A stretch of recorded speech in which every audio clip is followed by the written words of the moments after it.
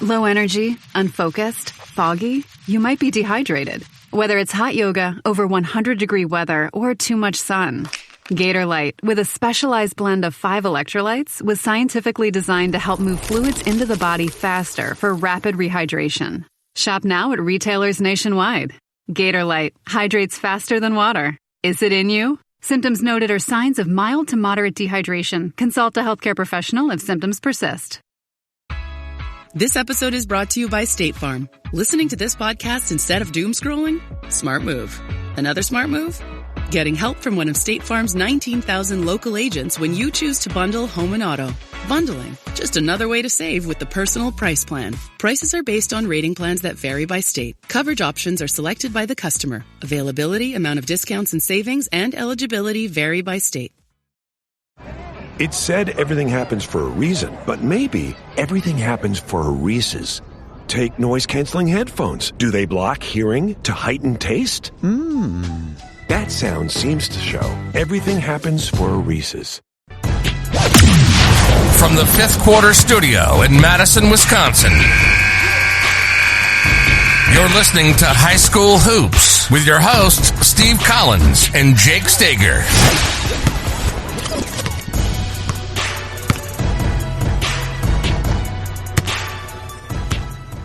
All right, welcome to not Coach Unplugged. I was just about to say Coach Unplugged.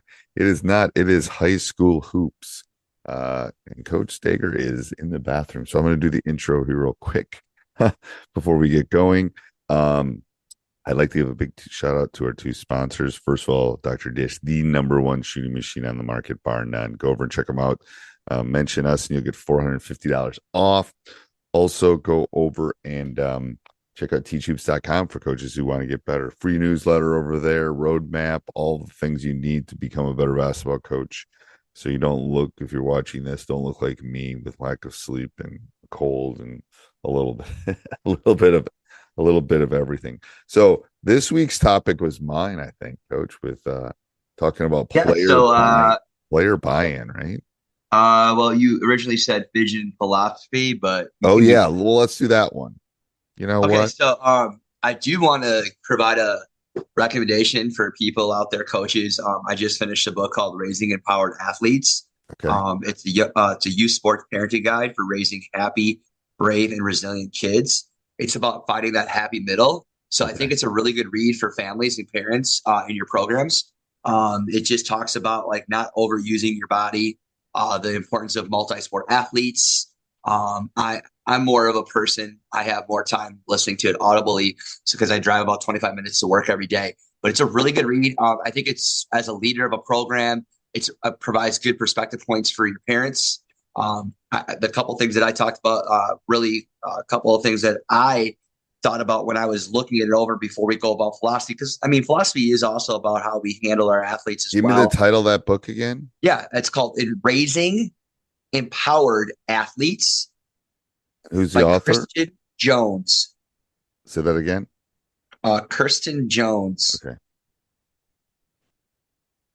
That sounds okay. Yeah, right. I always get Christian and Kirsten, but it's CIR, so it's Kirsten Jones. And she is a coach, and I believe her other role, I don't know, it's just an awesome book. I really enjoyed it. It talks about how majority of athletes quit athletics by the age of 14. Stuff we talked about, how our society reflects sports, how it's changed over time, why we have the issues that we have at our programs, from a high school standpoint of how society is. It's really some sad parts, like 50% of athletes, their injuries are due to overuse of bodies of using the same repetition over and over at age 14. Yeah, so I think it's the one sport athlete too, to be honest with you. But that leads into philosophy, right? Vision and philosophy. My philosophy is play as many sports as you can. I want that multi-sport athlete. Yeah, but I also think, Steve, too, I think character matters too in my philosophy, right? So right. I often think we preach about sports, but I think it's really good for kids to be in student government or peer mentorship or student. I was in student government. I tell people all the time, it wasn't the sports. Sports were a huge part of my life and obviously molded me to being a coach. But I think being in student government and working with adults and learning about community and how those things interact made me such a better adult and more ready for the real world, And so like 100%. my philosophy is I also believe that there's more than just the athletic piece. We want to encourage kids to, dive deep into academics and to be proud of what they do and to take challenging classes, but also take classes that might be a little bit not always what they're used to or something different. Like challenge them to take an art class, challenge them to do something different. Like, and it's cool. Like, no, it's like the liberal. You want the liberal arts degree. You want the dabbling because you don't know when you're going to find something that might intrigue you. I know it's but like you also have a daughter that's in the arts, right? Like every kid is different, but I think that it's so cool to embrace all those different things. You're just not a bad. I think it's really important to continue to move on to this idea of student athlete. Constantly pushing towards great academics, but great opportunities in high school. Doing those things, but also then getting involved in multiple sports. I agree. I mean, it's about that vision. It's about that execution. It's and I think you have to sit down. I know when this goes live, a lot of coaches around the country, at least in the US, are already going to have started. But I think it's important to sit down with your players. And come up with, a vision, a pillar, a mission statement. There's a multitude of names that it goes by. But to sit down with them and talk about because everybody has the same goal or same thing. Everybody wants to, play in the championship game at the end of the year, and everybody wants. Yeah, but there's only 5 teams in our state that be able to accomplish that goal every year. I mean, right. And if that's your gold standard as far as whether you had a successful season, you're not going to have a very successful season very often. But again, that can be part of your vision and your philosophy. And like, here's what we want to do and here's how we're going to do it. So I think the correlation between those is so important for high school kids or any kid. But, especially we're talking high school hoops. It's like you can have a vision, but then, shoot, I want to lose 15 pounds. How can I lose 15 pounds? Well, I can have a vision for it and I can sit and think about it forever. But I'm going to have, how am I going to go about that? Kind of that falls into your philosophy. And then, what's going to support my vision? And then how am I going to execute it? And vision is such a big word, right? I bet you we could probably do a month series on vision. So like my program, I have four core values. Okay. Then I have an offensive philosophy and I have a defensive philosophy. And those are always ever changing. Depending on the years of the players that I have. Okay. Right. I'm a really big person with philosophy about positivity, especially in this generation. Kids tend to do better and want to do better when they are in a positive environment. I think that's one of my key core values. And philosophy is building on positivity. And the other thing is progress. If you can find ways to show progress throughout the journey of measuring progress doesn't always have to be based on wins and losses. But using data, using ways to measure progress throughout the season will definitely make it easier on you as a coach to really keep the kids to buy in, which we'll talk about more next week, is how do we get players to buy in? Right. Yeah. And I think having a strong philosophy is the first step, right? You have to have things laid out, right? Sort of that buy-in to occur. You can't ask them to buy into something if they don't know what it's about. Right. And you can't ask them, you can't expect them to do things you're not willing to do. If you're not willing to open the gym up, if you're not willing to get up, if you're not willing to pay the price, if you're not willing to do those things, then it's kind of hard to look in the mirror and expect them to do it. But you're right. I mean, literally, we try to keep these podcasts under 10 minutes. This is a much deeper dive, but the vision, the philosophy, and the execute. I think it's a kind of this triangle of, here's where I see us how to go. Here's how we're going to do it. So, vision and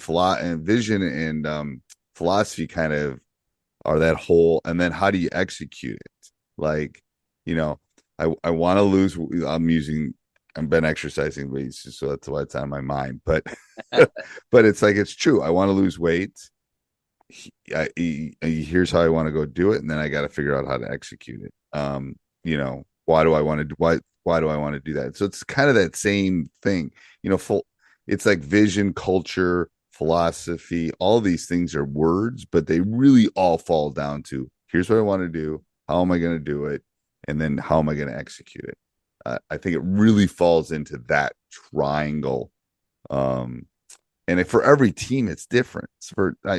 I've told you this story probably is my first year. I just wanted to have a winning season. And then I just wanted to be, Janesville Craig. And then there were just steps along the way that it wasn't to win a state championship. I mean, I wanted to do that, but I knew I couldn't do it with the players I had at that specific point. So it was about taking those steps moving forward that allowed me to kind of get to that point.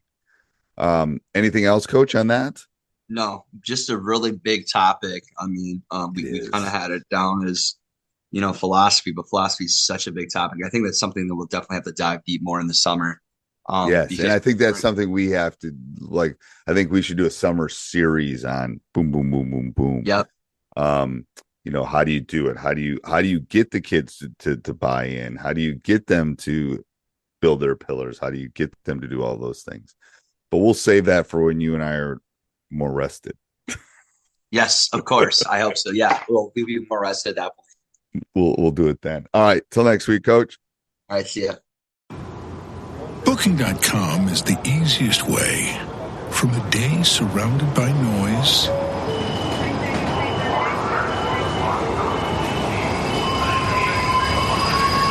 to a stay surrounded by nature.